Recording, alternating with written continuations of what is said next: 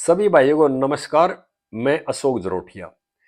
कल एक वीडियो डाला था भ्रष्टाचार के मामले के लेकर के। नौकरशाह और जो राजनेताओं का गठजोड़ हो गया ना नेताओं का, और भ्रष्टाचार सिर से ऊपर चला गया है।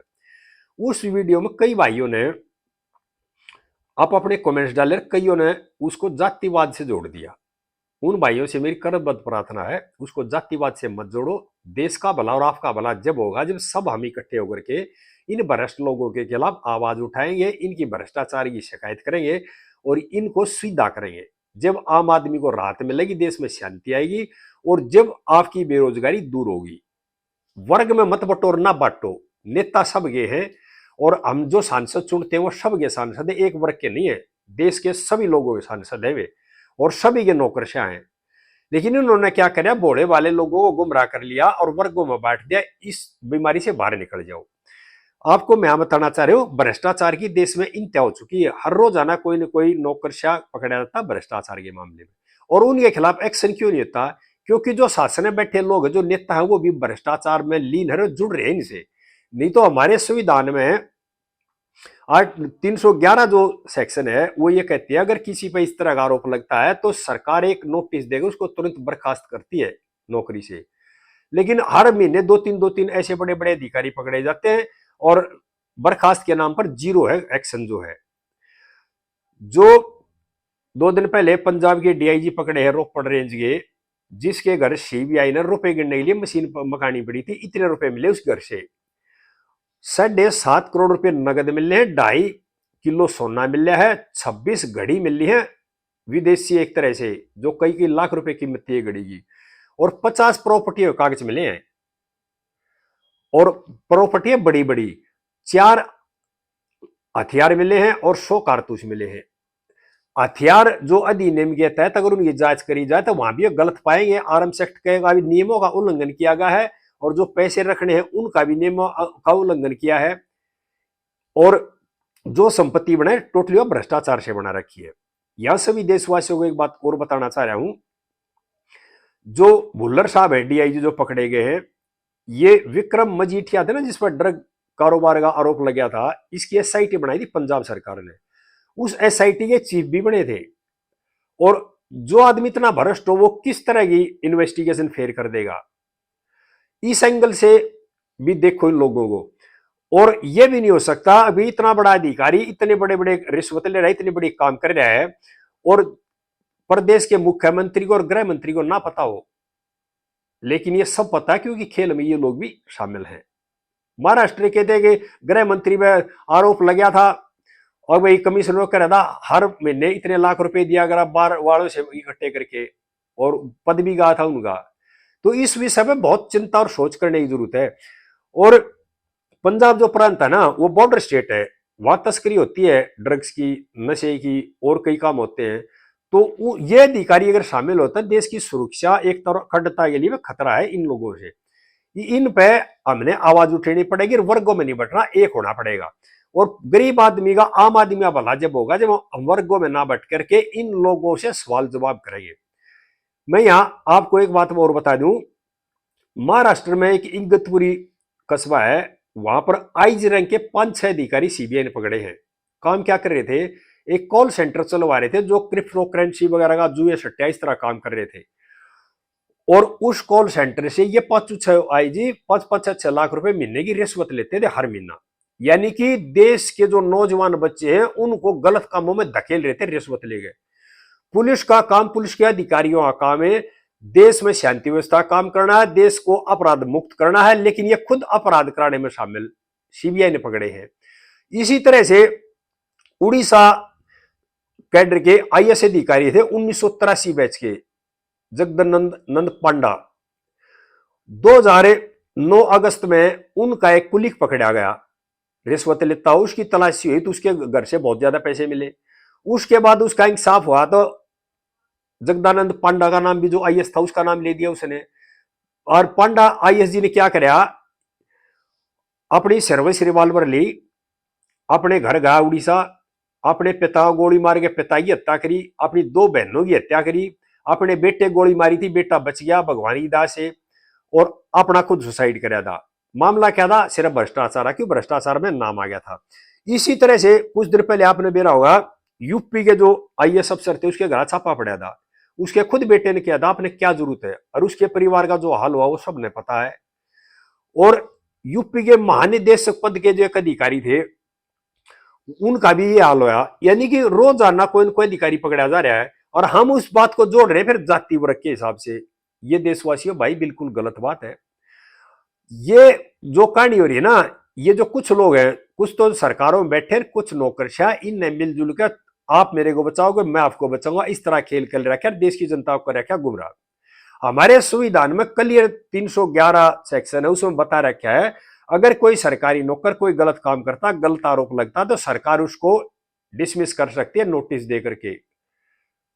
लेकिन क्या है, अधिकारी रोज पकड़े जाते हैं, जेल भी चले जाते हैं, उनको बर्खास्त नहीं किया जाता है। क्यों? अगर बर्खास्त करेंगे तो बड़ों की पोल खुलने वो है, अगर जो नेता बैठे ना सरकारों में उनकी पोल खुल जाएगी। जो विपक्ष में है वे कल सरकार में थे, आज आगे फिर कल सरकार में होंगे, उन सब ने इस मुद्दे में कोई नहीं बोल रहा कि भ्रष्टाचार को खत्म कर लो, और भाई जो भ्रष्टाचार पकड़ा जा उसको बर्खास्त को। इस तरह मुद्दे हमें हर मुद्दा ढूंढ करके जातिवाद वर्गवाद में बांटे।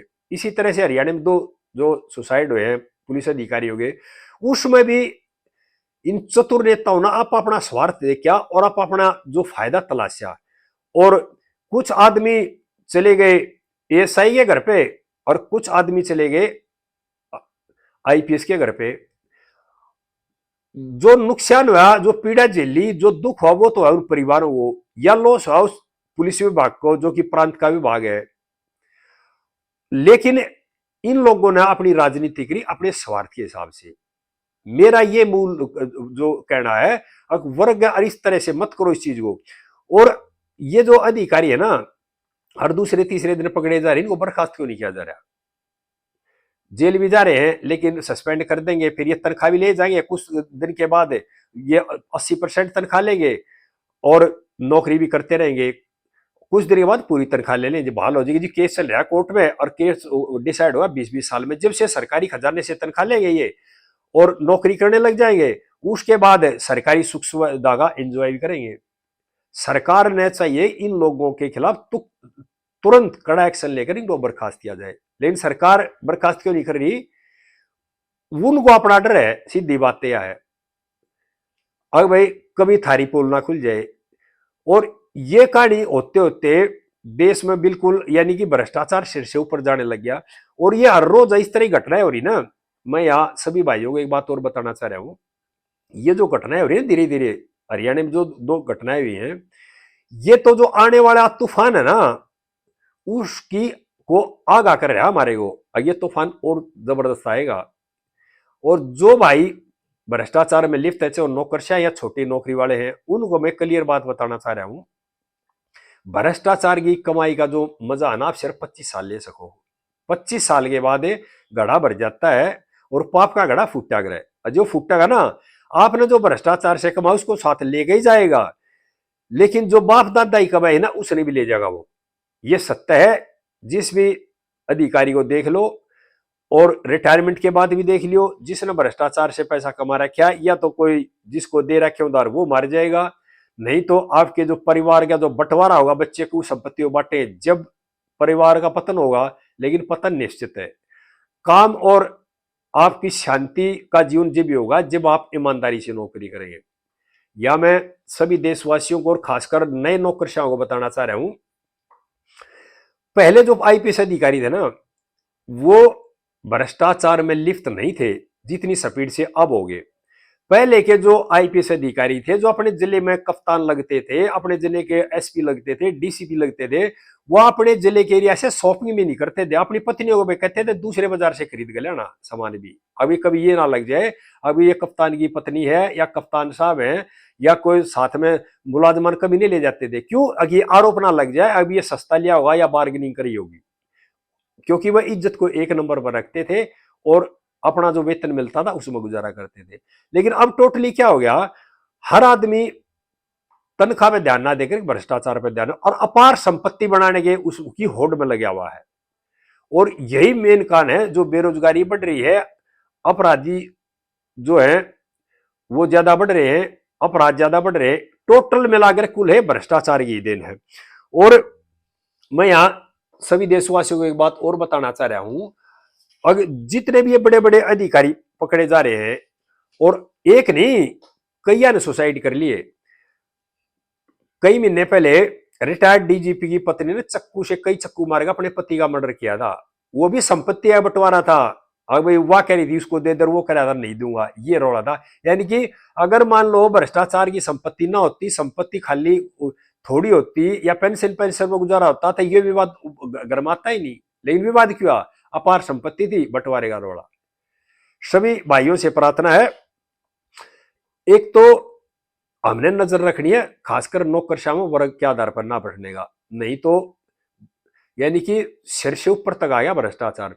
और जो हरियाणा पंजाब के जो डीआईजी पकड़े हैं, उसमें अगर सही जांच करी जाए ना तो जो मौजूदा सरकार है उसके गृह मंत्री मुख्यमंत्री वो भी घेरे के दायरे में है। और अगर मान लो उनको पता नहीं है तो फिर मुख्यमंत्री या गृह मंत्री आप पद हासिल करने का कोई फायदा नहीं है। लेकिन ऐसा हो नहीं सकता, पता नहीं होता है, बिल्कुल पता होता है। और एक बार नहीं कई बार पकड़े जा लिए, लेकिन फिर भी हमारे जो देश के लोग हैं उन वर्गों में बढ़ जाते हैं, ये उस पार्टी का, वो उस पार्टी का, ये उस जाति का, ये उस बिरादरी का, ये उस धर्म का, ये उस धर्म का। इसमें मत बटो।